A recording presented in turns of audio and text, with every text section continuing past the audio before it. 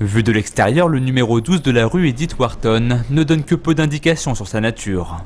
Seule une imposante grille vient séparer cette bâtisse du monde extérieur. Une bulle nécessaire pour les pensionnaires du lieu, des mineurs multirécidivistes placés ici par la justice. Une alternative à la détention dans un environnement sécurisé, mais loin de l'univers carcéral.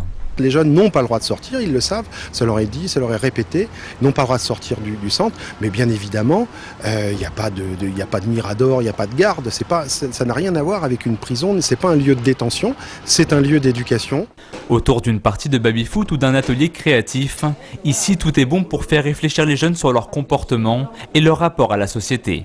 Une relation entre éducateurs et pensionnaires qui se poursuit en classe, l'occasion de construire un projet éducatif avec chaque mineur.